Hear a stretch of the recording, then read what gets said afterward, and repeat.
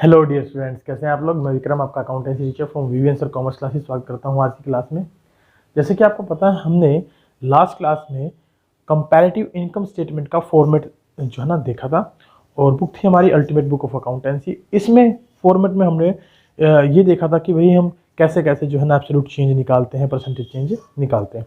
आइए स्टार्ट करते हैं थोड़ा सा इसके डिटेल्ड एक्सप्लेनेशन के बारे में। कौन कौन से आइटम्स इसमें बेसिकली होते हैं, उन आइटम्स में क्या क्या शामिल किया जाता है, उसके बारे में हम स्टडी करेंगे। उसके बाद हम एक इलिस्ट्रेशन इसके बारे में चेक करेंगे कि कैसे जो है ना हम क्वेश्चन को सोल्व कर सकते हैं। तो सबसे पहले है हमारे पास डिटेल्ड स्टडी ऑफ आइटम्स में रिवेन्यू फ्रॉम ऑपरेशंस। देखिए, रिवेन्यू फ्रॉम ऑपरेशंस में आप लोग क्या क्या लेते हैं। अगर हम बात करें रिवेन्यू फ्रॉम ऑपरेशंस में, तो बेसिकली ध्यान रखिएगा, जितना भी आप सेल्स करते हैं, बाइंग एंड सेलिंग एक्टिविटी जो रूटीन की बिजनेस से रिलेटेड है, उन एक्टिविटीज से जो भी पैसा आता है सेलिंग करने से, वो हमारा रिवेन्यू फ्रॉम ऑपरेशन होता है। इसमें goods as well as services दोनों हम शामिल करके चलते हैं। तो रिवेन्यू जो है earn from the main operating activities of the enterprises is known as revenue from operations. It includes sale of products, sale of services, other operating revenues. Less कर देंगे इसमें से क्या, excise duty. In respect of the financial company, revenue from operation sale include the revenue from interest, other financial services. It means भाई हमारे पास जो है company basically वो दो प्रकार की हो सकती है, एक तो फाइनेंशियल नेचर की, एक नॉन फाइनेंशियल नेचर की। फाइनेंशियल का मतलब है जो फाइनेंस में डील करती है, नॉन फाइनेंशियल का मतलब है जो मैन्युफैक्चरिंग का काम करती है, गुड्स को बनाकर बेचती है, उसे हम नॉन फाइनेंशियल कंपनी के नाम से जानते हैं। या ट्रेडिंग करती है, डायरेक्ट परचेज करती है और बेचती है। क्लियर। तो ये हमारा क्या है, revenue from operation for financial company, for non financial company, and this is for financial company. अब अगर हम बात करें अदर इनकम की, तो अदर इनकम में हम क्या क्या शामिल करके चलते हैं। इंटरेस्ट इनकम, सबसे पहले हम क्या शामिल करके चलते हैं, इंटरेस्ट इनकम।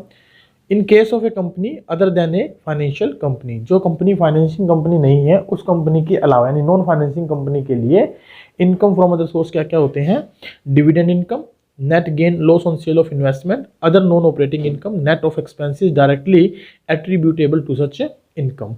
जैसे कि इंटरेस्ट मिल गया आपको, है ना, क्या मिल गया, इंटरेस्ट मिल गया ऑन द इन्वेस्टमेंट्स, वो हमारी इनकम क्या होंगी, अदर इनकम्स का पार्ट माना जाएगा। चलिए ना आगे चलते हैं डिटेल्स ऑफ एक्सपेंसेस के बारे में। एक्सपेंसेस में हम लोग किन किन चीज़ों को शामिल करके चलते हैं उनके बारे में पढ़ेंगे। सबसे पहले मैं आपको बता दूं, एक्सपेंसेस में हमारे पास CP, CE, FD, O, ये 7 हेडिंग होती हैं। इन सातों हेडिंग के बारे में वन बाय वन करके हम पढ़ेंगे। CP, CE, FD, O। तो C मतलब cost of material consumed, opening stock plus net purchases, net plus में डायरेक्ट एक्सपेंसेस माइनस में क्लोजिंग स्टॉक। ये हमारा क्या होता है, कॉस्ट ऑफ मटेरियल कंज्यूम्ड। इसमें हम क्या क्या शामिल करते हैं, इसे कॉस्ट ऑफ मटेरियल कंज्यूम्ड बोलते हैं। क्या क्या शामिल करेंगे, opening stock plus net purchases plus direct expenses minus में क्लोजिंग स्टॉक। दूसरा है purchase of stock in trade, इसमें हम शामिल करते हैं परचेज ऑफ स्टॉक माइनस में रिटर्न्स इफ एनी। तीसरा है changes in inventories of finished goods, it is the difference of opening and closing inventories. ये किसका डिफरेंस होता है, ओपनिंग और क्लोजिंग इन्वेंट्रीज का डिफरेंस होता है। Clear. Employees benefit expenses, next E standing for employees benefit expenses, this is standing for cost of material consume, this P is purchase of stock in trade, this C is change in inventory, and this E is employees benefit expenses. It includes all the staff welfare expenses, contribution to provident fund, wages and salaries, etc. Right? Next है F standing for finance cost. F standing for finance cost. Finance cost में हम क्या क्या शामिल करते हैं, it includes interest paid and other borrowing cost, and D standing for depreciation and amortization.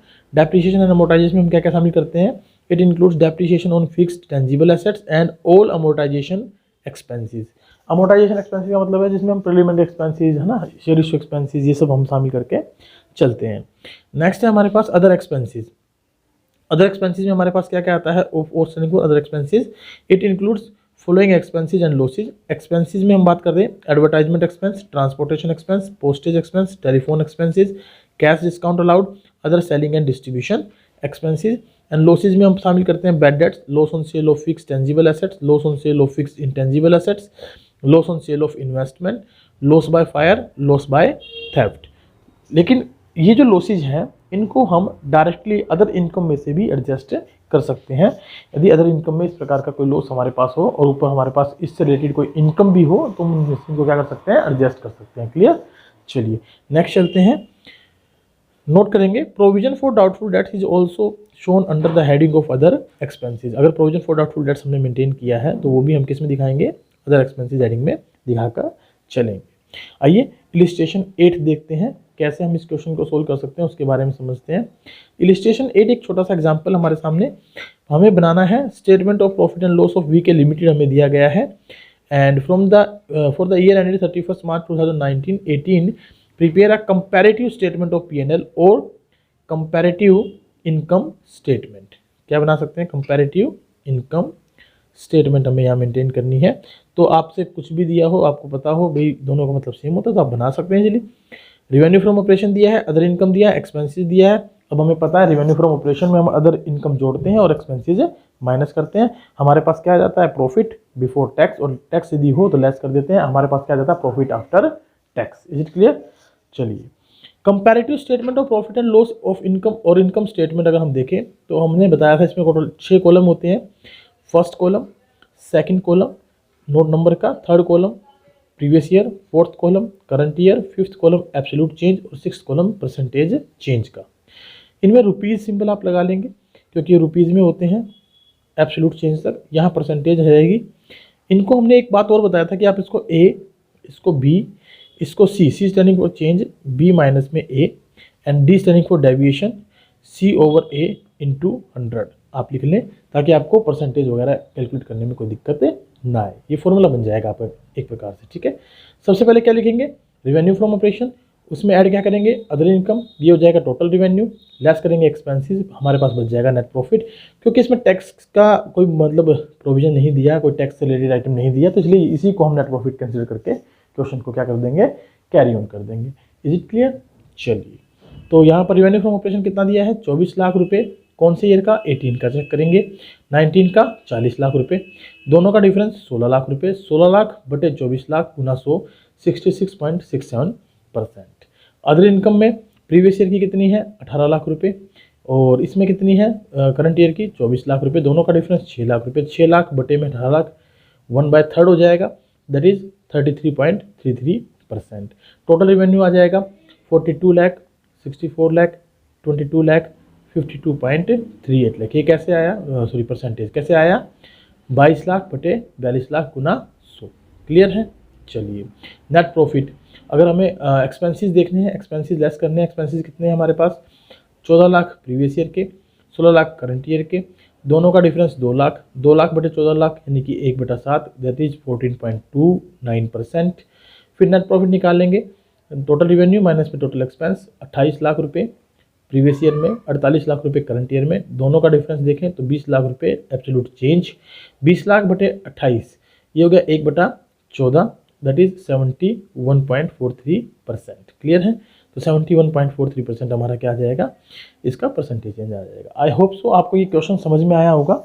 चलिए एक छोटा सा क्वेश्चन और देख लेते हैं ताकि आपको जो डाउट रह जाएगा वो आपका क्लियर हो जाए। इसमें हम टैक्स को साथ लेकर चलेंगे, टैक्स की रेट भी हमें गिवन होगी तो उसके अकॉर्डिंगली हम इस क्वेश्चन को क्या करेंगे, कैलकुलेट करेंगे। क्लियर।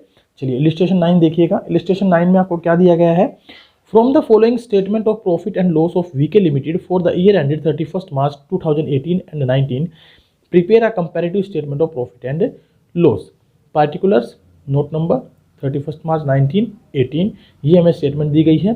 रेवेन्यू फ्रॉम ऑपरेशन में हम ऐड कर लेंगे अदर इनकम, लेस करेंगे एम्प्लॉइज बेनिफिट एक्सपेंस, जो बचेगा that is profit before tax, उसमें से लेस करेंगे टैक्स, जो बचेगा प्रॉफिट आफ्टर टैक्स। चलिए इसका फॉर्मेट देखते हैं और सारे एलिमेंट्स आपके सामने हैं, आप अच्छे से इन एलिमेंट्स को भी देख सकते हैं। क्वेश्चन आपके सामने, आप बनाएंगे कंपैरेटिव स्टेटमेंट ऑफ P&L और income statement for the year ending, लिखना ना भूलिएगा, फॉर द ईयर एंडिंग में बनते हैं। दो डेट डल जाएंगी 31 मार्च 18 एंड 31 मार्च 19। पहला कॉलम पार्टिकुलर्स का, दूसरा नोट नंबर का, तीसरा आपका previous year, fourth current year, fifth absolute change in rupees, ठीक है ये रुपीज़ में रहेंगे आपके पास, and sixth one percentage change. तो रेवेन्यू फ्रॉम ऑपरेशन कितना है आपके पास, प्रीवियस ईयर में देखिएगा, प्रीवियस ईयर में 8 लाख रुपए का रेवेन्यू फ्रॉम ऑपरेशन है और करंट ईयर का 10 लाख रुपीज़ है। दोनों का डिफरेंस कितना आ गया, 2 lakh, 10 lakh minus 8 lakh, 2 lakh, that is equal to 25%। कैसे आया, 2 लाख बटे 8 लाख गुना 100। तो इसके लिए मैंने आपको बताया था कि आप इसको कॉलम को नाम दे देंगे A B, C is equal to B minus A and D is equal to C upon A into 100। Clear है? चलिए लेस करते हैं इसमें से एक्सपेंसेस। एक्सपेंसेस में क्या क्या है हमारे पास? Employees benefit expense. कौन कौन से एम्प्लॉयज़ बेनिफिट एक्सपेंस में?